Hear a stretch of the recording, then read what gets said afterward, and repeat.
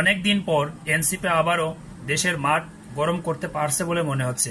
আজকের সমাবেশে নাহিদ ইসলাম থেকে নিয়ে প্রত্যেকজন যারা বক্তৃতা দিয়েছেন, এক একজনের কণ্ঠে যে ভাষা ছিল, যে ধাঁচ ছিল, এর আগে এভাবে সবাই বক্তব্য দিয়েছে বলে আমার মনে হচ্ছে না।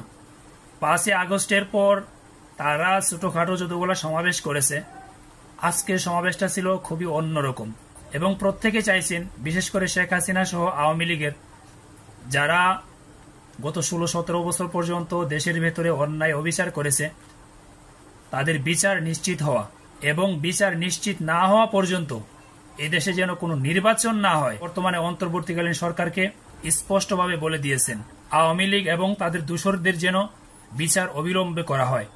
এখন কথা হচ্ছে, যারা আওয়ামী লীগ করেছেন, যারা গত 16-17 বছর দেশের ভেতরে ভালো মন্দ মিলিয়ে যে সমস্ত কাজগুলা করেছেন, তাদের বিচার কি আদৌ হবে? যে সিস্টেমে বিচার আগাইতেছে এবং যে সিস্টেমে বিচার দেশের ভেতরে হচ্ছে, আদৌ কি সেই বিচার করা সম্ভব? আমার কাছে মনে হচ্ছে কেন জানি সম্ভব না। কারণ এদেশের ভেতরে আসলে সঠিক বিচার কখনোই হয় নাই। এবং যারা ওজনে ভারী, আওয়ামী লীগ কিন্তু খুব ছোট একটা দল না, বিশাল বড় একটা দল।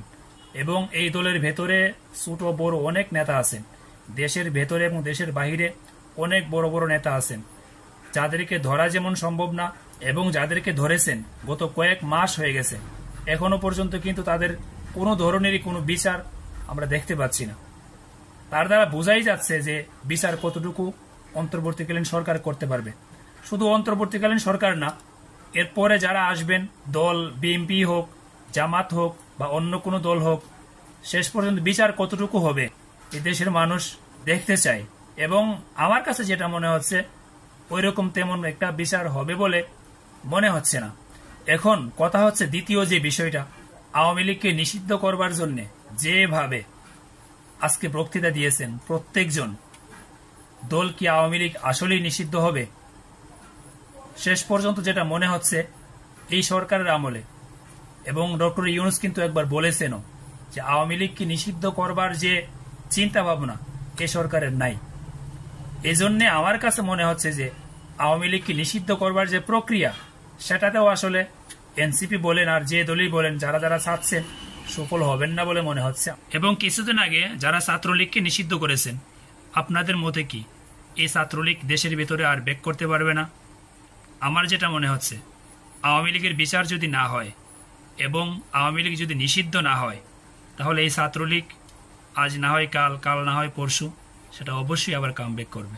আপনারা হয়তো মনে করতে পারেন আমি তাদের পক্ষ নিয়ে কথা বলতেছি, মূলত ভাই না। আমাদের দেশের ভেতরে আসলে বিচার এ পর্যন্ত যত ছোট বড় অন্যায় হয়েছে, এই অন্যায়ের বিচার আসলে এ পর্যন্ত দেশের জনগণ আদৌ দেখতে পায় নাই। আর ভবিষ্যতেও যে দেখতে পাবে, সেটাও তেমন একটা মনে হচ্ছে না। তাই আজকের এনসিপি যেভাবে হুঙ্কার দিয়ে উঠছেন, ওই হুঙ্কারের সাথে যদি দেশের আইন ব্যবস্থা পক্ষপাতিত্ব না করে, তাহলে যদি এর ভেতরে আওয়ামী লীগের বিচার হয়, আর বিচার হইলে পরে তখন বোঝা যাবে আওয়ামী লীগ এবং ছাত্রলীগ দেশে কামব্যাক করতে পারবে কি পারবে না। ধন্যবাদ সবাইকে।